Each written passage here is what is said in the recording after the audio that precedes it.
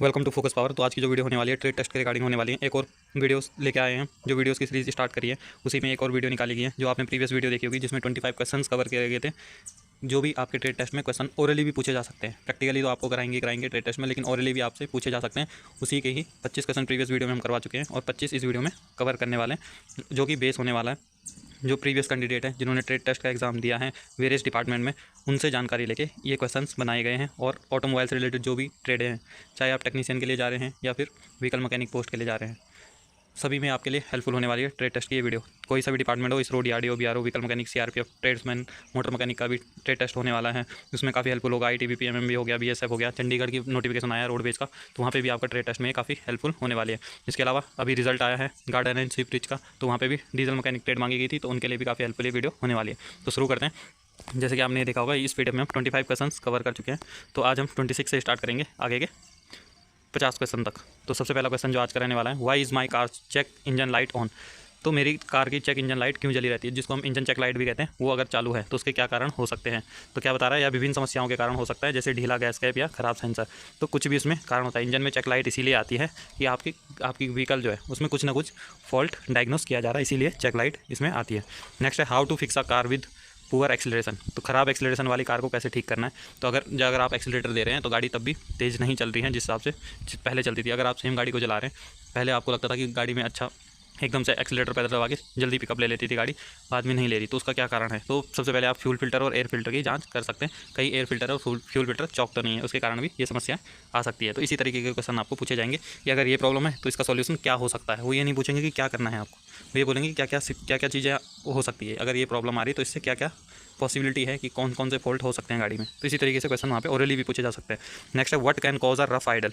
यानी rough idle का कारण क्या होता है। तो गंदे फ्यूल इंजेक्टर या खराब आइडल एयर कंट्रोल वाल्व के कारण जो रफ आइडल चलता है। नेक्स्ट है, why does my car have a hard time start in cold weather. तो सर्दी के मौसम में मेरी कार स्टार्ट होने में कठिनाई क्यों होती है। तो सर्दियों में आपने देखा होगा तो कार स्टार्ट होने में थोड़ा टाइम लगाती है। तो अगर आपकी बैटरी में जो चार्ज है वो कम है, वोल्टेज कम है, बैटरी कमज़ोर है, तो उस वजह से भी दिक्कत हो सकती है। या फिर इंजन ऑयल काफ़ी गाढ़ा हो गया है। अगर आप किसी ऐसे मौसम में रहते हैं जहाँ सर्दी ज़्यादा पड़ती है, तो वहाँ इंजन ऑयल ज़्यादा गाढ़ा होने के चांसेस हैं। तो इन दो कारण से भी आपका जो सर्दियों में है गाड़ी स्टार्ट होने में टाइम लगाती है। ज़्यादातर जो चांसेस होते हैं बैटरी में कम एनर्जी के कारण, वोल्टेज होने के कारण ये दिक्कत आती है। नेक्स्ट है, what should you do if the brake warning light comes on. अगर ब्रेक वार्निंग लाइट जलती है तो क्या करना चाहिए। आंसर आप देख सकते हैं, इंग्लिश में भी आपको आंसर यहाँ पे दिए गए हैं।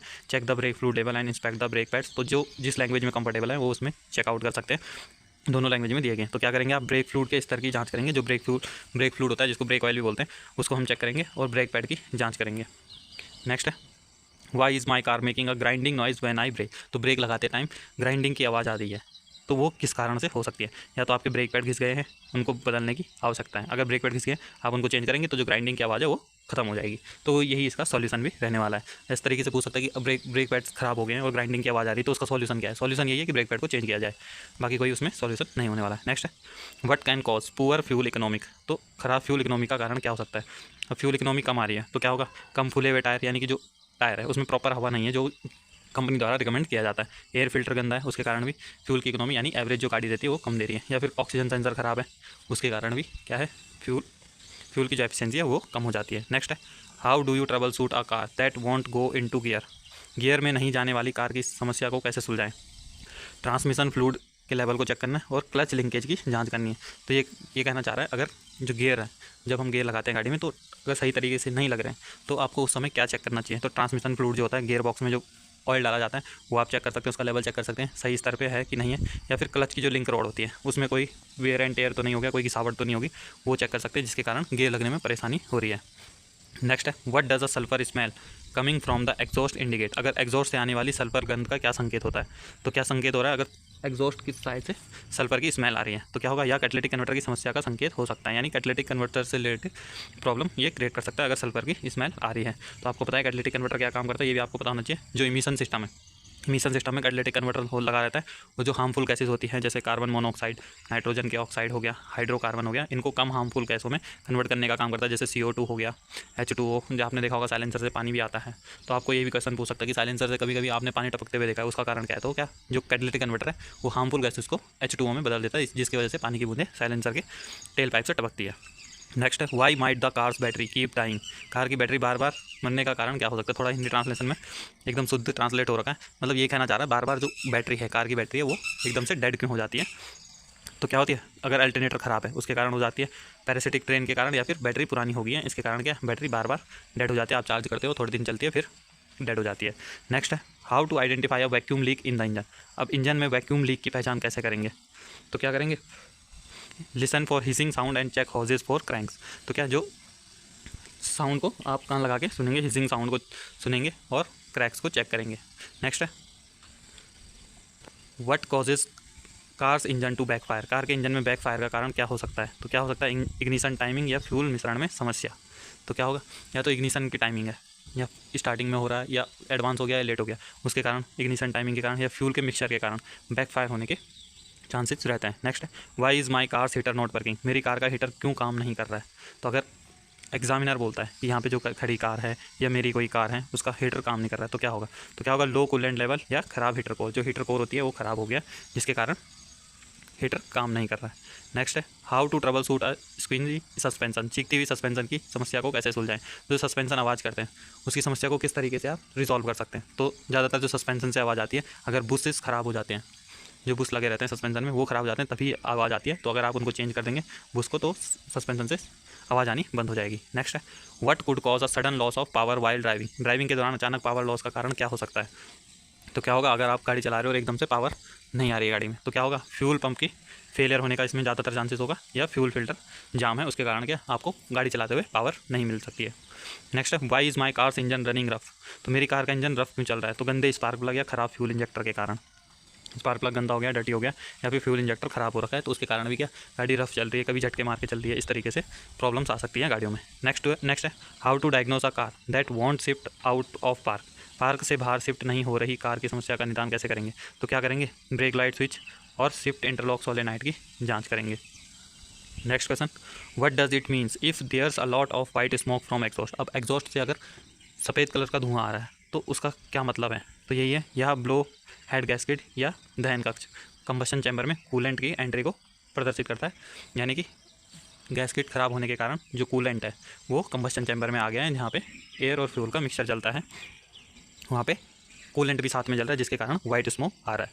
नेक्स्ट क्वेश्चन है why might the engine hesitate during acceleration. Acceleration के दौरान इंजन के झिझकने का कारण क्या हो सकता है। तो फ्यूल डिलीवरी सिस्टम या इग्निशन सिस्टम में कोई समस्या है जिसके कारण एक्सेलरेशन के दौरान गाड़ी का पिकअप नहीं बन पाता, या फिर जितना एक्सीलरेटर देते हैं उतना स्पीड एकदम से नहीं पकड़ पाती है गाड़ी। नेक्स्ट है how to identify a bad wheel bearing. तो ख़राब व्हील बेयरिंग की पहचान कैसे करेंगे। तो ये तो आपको पता ही है, पहियों से आने वाली ग्राइंडिंग आवाज़ सुन के आप गाड़ी चला रहे हो तो आपको अलग ही आवाज़ सुनाई देगी। अगर बेयरिंग ख़राब हो जाएगा, व्हील बेयरिंग ख़राब हो जाएगा, तो जिस पहिए का व्हील बेयरिंग ख़राब होगा उस साइड से नॉइज़ आने लग जाएगी।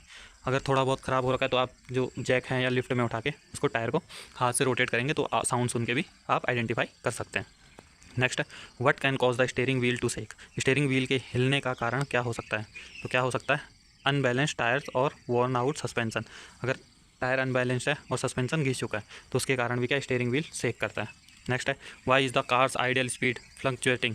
कार की आइडियल स्पीड के उतार चढ़ाव का कारण क्या हो सकता है। तो क्या होगा, पॉसिबल वैक्यूम लीक और issue with the ideal control valve. Ideal control valve के इश्यू होगा या वैक्यूम लीक का पॉसिबिलिटी होगी जिसके कारण कार की आइडियल स्पीड में अप एंड डाउन या उतार चढ़ाव आता रहता है। नेक्स्ट है how to fix a car that won't accelerate past a certain speed. ऐसी कार को कैसे ठीक करेंगे जो एक निश्चित स्पीड से आगे नहीं बढ़ती है। तो क्या करेंगे, उसका जाम कैटलिटिक कन्वर्टर या फिर एयर फिल्टर की जांच करेंगे। एयर फिल्टर जाम होगा तो प्रॉपर एयर अंदर नहीं आ पाएगी जिसके कारण कार जल्दी से नहीं चल पाती है, कार में पिकअप नहीं होता, या फिर कैटलिटिक कन्वर्टर जाम हो चुका है या एग्जॉस्ट की तरफ से कोई भी हिस्सा जाम कर दिया गया जिससे एक्सेलरेट नहीं हो पा रही है गाड़ी। नेक्स्ट है what does it mean if the oil pressure light comes on. तो ऑयल प्रेशर की लाइट जलती है तो इसका क्या मतलब होता है। तो क्या होगा, ऑयल लेवल जो है वो कम हो सकता है, या फिर ऑयल पंप आपका ख़राब हो चुका है जिसके कारण ऑयल प्रेशर लाइट आपके डैशबोर्ड में आपको दिखाई देती है। नेक्स्ट है why is there's a delay in the car response when the accelerate is pressed. Accelerate दबाने पर कार की प्रतिक्रिया में देरी क्यों हो रही है। जैसे आप एक्सेलरेट देते हैं तो स्पीड एकदम से स्पीड नहीं पकड़ती है, तो उसकी क्या समस्या है।